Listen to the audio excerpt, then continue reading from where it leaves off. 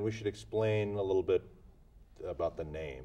It's a Somali name, right? But it's actually Yes. a folkloric character. Yeah, Egal was a real person who lived in the 18th century, and he has descendants in Kenya or many places in Somalia. But at the same time, he was a wise man, and he used to tell stories. And why we chose him is because his stories were more about people having fear. He used to talk about being afraid and then understanding later that it was nothing, or it could be dealt with. So sort of overcoming fear is a key component Yeah, to a lot of the stories. all his stories about is he's afraid of the dark, he's afraid of a log, he's afraid of a child, a lot of things, a goat. And as time goes on, each story tells you that you could overcome that. And that's the meaning of Egal Shidad here, being significant and attached to health, is that you can overcome health problems if you have the right diet, if you have the right medicine, if you talk to your doctor, a lot of things like that.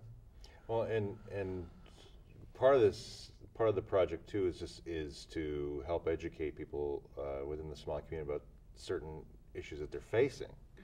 So in year one, the program talked about mental health. So each Right. time there is a new topic, or so people were. The first one was about mental health, and it was introducing people to how mental health, what it is, and what resources are there, and also about how to deal or live with it or deal with it. And it helped a lot of people. And the Egal Shidad character in the story explained all those things. So, is the concept of mental health something, you know, as people talk about it in the United States, and there's lots of stigma anyway within the broader culture surrounding mental health. Is that a totally foreign discussion to the discussion within the Somali community? I guess you can say that. I mean, there is this stigma, and as there are many health issues where people suppress, and I guess the whole character thing, it's not only fearing, but having phobia of something. And definitely mental health is one that there is a big, huge stigma on it. And the other reason was it was very special to the Somali community, and I guess why it was chosen and became, because there's I guess a board that sits on it and choose the topic, is because of the trauma situation that many Somalis have faced through the civil war coming here. And because this mental health issues of many kinds of faces are seen in the Somali community here in the Twin Cities, and it was very essential to talk about it, although there's that stigma, to really educate the community, you know, that this could happen to anyone, and the best way to help yourself is really not to be phobic about it and not to fear it, but rather deal with it and face it. What kind of feedback is that first year's program received? It was great. People liked it. At the beginning, they were really not happy that Egal Shidad, someone they loved and children like it, and it was a character that made you laugh, would be associated with mental health. But it explained something very important. That's what people told us, that in Somalia, mental health was, as you said, was about stigma. It was also how you helped a relative who had a problem with mental health. In Somalia, there were not that many resources in mental health. There were no counselors, no psychiatrists, only few people, and in only big cities. So it was a family matter, and the family tried to hide it as much as possible. If your brother has mental illness, you say he's okay. Don't say that to him. So the word people use the word mad with mental health, which is not the right term actually. It's more mental is more it's a spectrum, more of a continuum, or so that's what the Egal Shidad program taught last year, and people understood it, and it was something significant.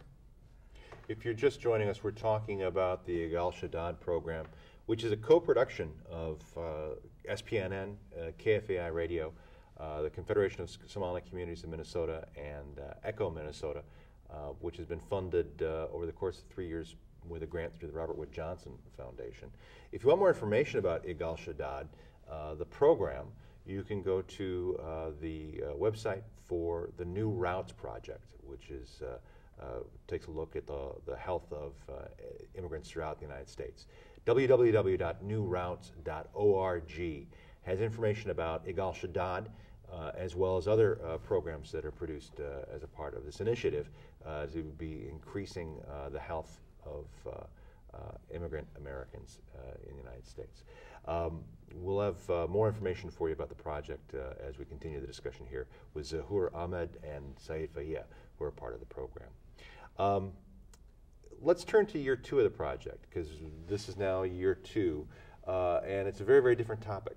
The first year was mental health. This year is sexually transmitted diseases. And it seems to me that for some reason the project likes to tackle difficult issues. The sensitive ones. Sensitive issues, difficult issues. Well, I mean, and I would say that sexually transmitted diseases in most cultures, frankly, not just the Somali culture, are sensitive for all sorts of reasons.